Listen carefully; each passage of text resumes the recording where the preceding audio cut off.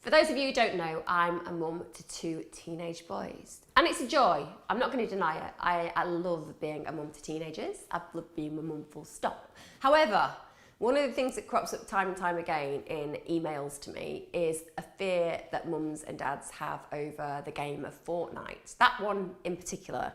And the reason that I think lots of parents are associating their concern and worry with Fortnite is that, to all intents and purposes, it is a phenomenon. Because it's been made in such a clever way that kids can connect with each other quite simply, they can play with each other all over the world. It's very much a younger person's game, which means that lots of kids have really cottoned onto it. And more importantly, the actual structure of how you play is very, very clever, mums and dads. So it's designed to make it feel like it's nearly easy to win, but often just out of reach. So you're always thinking, well, the next game, I'll probably get more kills. The next game, I'll probably do better. And you create clans, and there are loads of people talking about it online. If you turn away from the fear that your children are secretly becoming mind-controlled cyborgs, and instead you break down the intricacies of why they love the game, then I think that it becomes a little bit more easy to digest. So for me, my boys love playing Fortnite.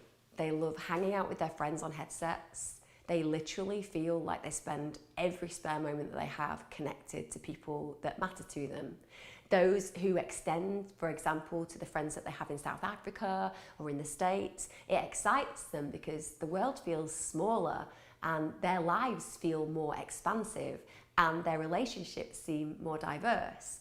And then if you, again, think about the game itself, it helps cognitive ability. It means that their understanding of spatial awareness improves. The way that the brain stores memory as well is something that we see improving. And so to some degree, the reward and reinforcement of the game makes your child often feel like they're living in a rewarding and achieving climate. It also makes them angry. I'm not going to deny that. I'm not going to say for 1 minute that my boys have not had spats with one another because they annoyed each other over that game. But I did with my sister over her makeup, or my brother over the fact that I felt that his Lego was something that needed to play in our pond. That's being siblings. So your kids will be conflictual and you will have problems with them, but that's not the game, that's your kids and that's them developing. Now, if you have a child who has very poor self-regulation and is showing addictive traits, for example, in the news when you hear about kids who have soiled themselves because they've refused to leave the game, that is not the game that's the problem, that's your child. And there is nothing wrong with acknowledging that your child has a problem because problems can be solved. So instead of projecting and feeling helpless, just accept that there's something you need to work on. For some kids, it's not going to be okay that they have lots of exposure to this game, much as for some kids, you are going to always have to hide the crisps or the chocolate because some kids, they just can't regulate their self-needs, okay? So you need to do that for them.